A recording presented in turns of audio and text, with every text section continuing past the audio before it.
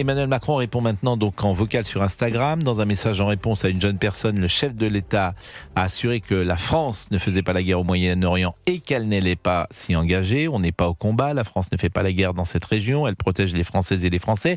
Mais je voulais peut-être qu'on écoute. D'ailleurs, c'est un message audio, on ne le voit pas. Parce qu'évidemment, la forme... Une note vocale. La forme a interrogé. D'ailleurs, cette jeune personne, il avait souhaité, je crois, le président de la République, que les moins de 15 ans ne soient pas sur les réseaux sociaux. Là, il semble que la voix que j'entends me paraît avoir moins de 15 ans. Mais bon, on ne va pas... contradiction près. On ne va pas chicaner. Écoutez le président de la République. Bonjour Monsieur Macron, j'espère que vous allez bien. Est-ce que vous pouvez enlever la guerre, s'il vous plaît? Parce que vous avez trop ouvert votre bouche, je trouve. Et en fait, j'ai pas fini de vivre. Et j'ai pas envie qu'il y ait la guerre. Bonjour Fatima. Je voulais vous répondre. C'est Emmanuel Macron. Et je voulais en même temps répondre à toutes celles et tous ceux qui m'ont envoyé des vocaux sur Instagram. Alors je comprends très bien et j'entends votre inquiétude. Mais je voulais être très clair. Vous n'allez pas faire la guerre du tout. Et vous allez continuer de vivre, de peut-être passer votre brevet ou votre baccalauréat, d'apprendre, de sortir, de vivre librement, de construire votre avenir. Et c'est tout ce que je vous souhaite dans notre beau pays. Bon, Jules Torres, décryptage, qu'avez-vous pensé de cette séquence? En termes de communication, je trouve ça assez pathétique, dans le sens où vous avez raison, en effet, Emmanuel Macron, il répond quand même à quelqu'un qui visiblement a moins de 15 ans, donc déjà de 1, il est en contradiction avec le projet qu'il porte, et notamment le projet politique qui est extrêmement dangereux sur des réseaux sociaux. Deuxièmement, c'est quand même le président de la République, ou en tout cas le chef d'État européen, qui a le plus mis d'efforts dans la lutte contre la Russie, et donc l'envoi possiblement de troupes françaises en Ukraine. Donc à la question est-ce qu'on risque d'être en guerre, bon bah on n'a jamais été autant, il y a eu jamais eu autant de risques qu'on soit en guerre que sous Emmanuel Macron sur ces 50 dernières années. Donc c'est vrai qu'on a un petit peu du mal à comprendre, mais on voit très bien depuis le début de ce conflit en Iran qu'Emmanuel Macron il recherche un peu d'oxygène, il cherche un peu de l'espace politique, il gagne des points, il a une sorte d'embellie. Et 6 points, c'est pas rien. C'est-à-dire qu'il était tellement bas. Quand vous êtes à 14 et que vous remontez à 16, ça fait quand même 84% des Français qui sont contre vous. L'effet drapeau joue toujours, c'est d'ailleurs l'effet petit soldat de plomb. Exactement, l'effet petit soldat marche toujours, c'est tout à fait sidérant. Et d'ailleurs, pour donner du crédit à votre thèse, son audience mardi soir a été plutôt bonne puisqu'il a fait quasiment 15 millions de personnes alors qu'il cumulait les records de faible audience ces derniers temps quand il prenait la parole. Donc là vous avez raison, il y a un intérêt pour la parole présidentielle en ce moment. Et ce chiffre-là va également avec les chaînes info, qui effectivement, et ça peut surprendre d'ailleurs, mais réalisent des scores tout à fait exceptionnels, toutes d'ailleurs. Et elle pesait le groupe de chaîne info pesait jusqu'à 15% de part de marché, alors que d'habitude il pèse à 7-8. 15,6 mercredi. Voilà, et il pèse à 8. Donc et les gens sont scotchés, parfois il y a quelque chose de addictif, de regarder des heures durant, avec, disons-le, parfois peu d'évolution. Par exemple, moi ce matin sur CNews, j'ai pas parlé pendant 100%. De cela. Je n'ai pas parlé parce qu'il y a un moment, il n'y a pas de nouvelles infos. Bon, d'autres télévisions font des choix parfois contraires, ou en tout cas préfèrent ne parler que de ça. Et c'est parfois un bon choix pour elles, puisque les gens, il y a une forme d'addiction à regarder ces images. C'est totalement addictif, parce que c'est fait. Je crois que c'est fait pour. C'est fait pour les chaînes info, la guerre. Mais il y a une façon d'aborder ce conflit de dire ça, d'ailleurs, qui est étrangement proche d'un jeu vidéo. J'ai vu le clip de ce matin qu'a posté la Maison Blanche. Avec la Macarena. Mais c'est un truc de fou. Je l'ai pas vu, ça. C'est exceptionnel. À quelle heure il mélange des séries, Top Gun.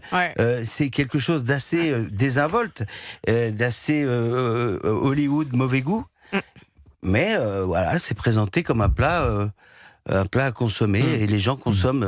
Je crois que c'est Jean-Luc Godard qui avait dit, mais il y a très longtemps, dans une interview célèbre avec Philippe Labro, la guerre est faite pour la télévision, et prophétiquement il avait dit à Labro, mais un jour vous verrez, ça sera retransmis en direct. Vous vous souvenez pas cette fameuse interview de Labro, et alors Labro est en plateau sur antenne de midi, je crois, à l'époque. Et puis, vous avez Jean-Luc Godard qui est en direct de Cannes, sur le festival de Cannes. Et c'est des échanges extraordinaires. C'est tout premier oui, mais là, c'est la première c'était pendant guerre la des guerre réseaux des Malouines. Je me souviens, c'était pendant la guerre des Malouines. Donc, ça doit être 86. En direct d'état de guerre, ça a été, rappelez-vous, François Chalet.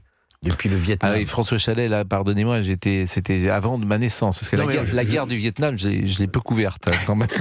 Oui, mais enfin, bon, vous avez sans doute vu ces images. Fou, c'est quelle année Dien Bien Phu, c'est 53 ? Vous avez vu la guerre du Vietnam, vous avez vu des images, quand même. Oui. François Chalet, on le voit sur le terrain. C'est bien sûr, une des premières fois qu'on voit un journaliste français, d'ailleurs. Mais bien sûr. Des théâtres de guerre. Et je pense que Dien Bien Phu, c'est 53, me semble-t-il. Je ne parle pas de Dien Bien Phu, je parle de la guerre du Vietnam. Oui. Mais là, en temps et en heure, on assiste à des frappes chirurgicales, on voit ça à la télévision. C'est quand même un monde... Je ne parle pas de la défaite de Dien Bien Phu. En globalité. Général Bigard. Genre, oui. Qui est un événement important dans l'histoire de France, bien évidemment. On peut écouter Pierre Lelouch. Maintenant, il était dans l'heure des pros. Sur CNews et sur Europe 1, on est dans une situation de guerre, disait-il. Effondré, je comprends rien.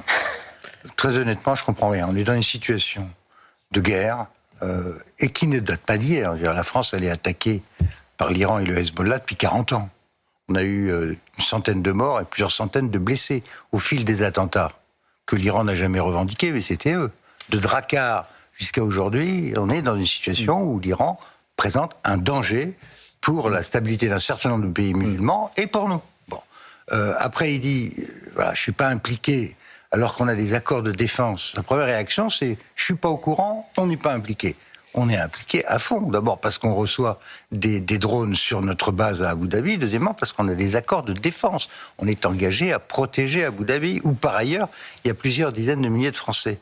Donc voilà, la situation c'est celle-là. Mais qui ne prétendent pas que c'est une situation de paix, c'est pas possible. Bon, et qui commentait effectivement les propos du président Macron. Jules Torres, pour conclure. Non, mais c'est vrai qu'on a du mal à comprendre la position française, dans le sens où on a l'impression, quand Emmanuel Macron parle mardi, qu'on est en guerre, tout en étant spectateur de cette guerre, car on a en effet des accords, pas seulement avec les Émirats Arabes Unis, dont on ne sait d'ailleurs pas quelles ont été les conséquences de la frappe iranienne, enfin en tout cas du Hezbollah, aux Émirats Arabes Unis, la base navale française et la base militaire française, qu'on a des accords avec le Koweït, avec la Jordanie, avec Bahreïn, avec tous ces pays-là, avec tous les pays du Golfe, on a des accords de défense et de sécurité. Donc évidemment qu'on va devoir les aider, mais on voit bien que l'État français ne veut pas, même s'il a une posture extrêmement défensive, montrer qu'il est impliqué dans ce conflit. Peut-être aussi par des raisons de politique intérieure, en tout cas d'opinion intérieure. Oui, ça veut dire à partir du moment où il y a les accords de 95. Écoutez, certains peuvent y voir effectivement. Que dites-vous ? Non, je disais à partir du moment où il y a les accords de 95, qui en plus étaient renforcés en 2009, il n'y a pas beaucoup de débat à avoir sur la question. Enfin oui, on est impliqué. Plusieurs images fortes ces dernières heures. Donald Trump en train de prier dans le bureau ovale de la Maison-Blanche, en train aussi de parler de la situation en Iran aux côtés de la star Lionel Messi. Vous avez vu sans doute ces images quand il priait avec tout... Mais moi je trouve qu'il est très fort. Parce qu'il prie et le Messi apparaît. Oui, alors vous faites référence effectivement à Lionel Messi qui était présent. Lionel Messi joue dans un club qui s'appelle l'Inter Miami. Oui, l'Inter Miami. Et il se trouve que l'Inter Miami a gagné visiblement champion de MLS. Et donc il était reçu à la Maison Blanche et vous voyez tout souriant d'ailleurs Messi qui était là, qui était présent. C'était assez étonnant. Alors, regardez aussi comment est traitée en ce moment l'actualité en Iran par le service public sur France Inter. Écoutez Mathieu Noël, qui est passé d'ailleurs, je crois, par Europe 1, Fabrice Lafitte. Absolument, j'ai même eu... Il était sympathique. Je travaillais avec lui. Il était sympathique ? Non. Non, c'est vrai ? Non. Il n'est pas là pour répondre. Il n'est pas là pour répondre, ça, je vais rien dire. Oui. Bon, alors on va dire qu'il était sympathique quand même. Alors, donc il est passé par Europe 1 et il est maintenant sur France Inter. Et écoutez ce qu'il dit. En tout cas, dans cette actualité flippante, et alors que personne ne sait trop comment se positionner par rapport à Trump, il faut, je crois, saluer le courage du Premier ministre espagnol, celui qui a dit non à l'administration américaine, non à la guerre, qui refuse que les États-Unis utilisent ses bases en Espagne pour mener ses assauts contre l'Iran. Pedro Sánchez, El Coronel Grande, comme on l'appelle désormais en Espagne, là où, pour se démarquer de Trump, notre Macron s'est contenté de glisser sur son bureau, je ne sais pas si vous avez vu ça, un bouquin de Pablo Neruda. C'est terrible parce que Mathieu Noël, moi, le procès qu'on peut leur faire, c'est que je suis pas sûr qu'ils aient une expertise très importante sur le plan géopolitique. C'est un mélanchoniste XXL, Pedro Sanchez. Par rapport à ses positions envers Israël, on pourrait aussi en parler. Joshua Darcal, l'ambassadeur de France en Israël, dit qu'il est antisémite. Et c'est tellement convenu, ces positions de M. Noël, des artistes, de tous ces gens, qui au fond, tu les interrogerais, tu leur poserais quelques questions pour étayer leur position, je ne suis pas sûr qu'ils seraient vraiment capables d'argumenter. Ce n'est pas leur rôle, c'est le service public. Alors la liberté d'expression, nous la défendons matin, midi et soir, donc je ne vais pas l'attaquer là. Oui, le problème, c'est que c'est... Oui, voilà, le problème... Que Pierre Aski fasse sa chronique internationale tous les matins et qu'il défende Pedro Sanchez à la limite. Et qu'il n'y ait personne pour donner la réplique ou nuancer un peu le propos. Éditorialement, ça peut s'entendre, mais le problème, c'est qu'ils font tout ça avec les 4 milliards d'euros que leur donnent les Français tous les ans. Je sais. Emmanuel Macron a apporté son soutien à Pedro Sanchez. Dans sa réaction. Mais vous avez raison. Non, mais c'est ça qui montre. Mais vous avez raison, il a parfaitement raison. Pedro Sanchez, l'Espagnol, d'accord. Ce qui montre qu'il n'y aura jamais de défense européenne, je me fais aucune illusion là-dessus. Mais qu'Emmanuel Macron apporte son soutien dans sa réaction vis-à-vis de Trump, je trouve ça un peu gênant. Écoutez très rapidement, Nexia, elle est iranienne, exilée d'Iran depuis 2017. Elle était sur France Inter ce matin et elle n'était pas contente. Toujours gouvernement, il a toujours pouvoir. Et non, il ne faut pas sourire comme ça, comme je suis un con. Non, je souris à Barré quelqu'un, si vous êtes gauchiste, mujahideen ou quelque chose, vous avez invité quelqu'un je parle des côté des millions d'Iraniens. Mais c'est très bien d'entendre la diversité des voix et des points de vue, bien donc, sûr. Il faut attendre pour moi. C'était la seule moyen. Il y a milliers de jeunes d'âge 3 ans jusqu'à 80 ans. Et ils sont morts dans la rue. C'est vrai que ce service public, aujourd'hui, il est monochrome, bien évidemment, sur ces sujets.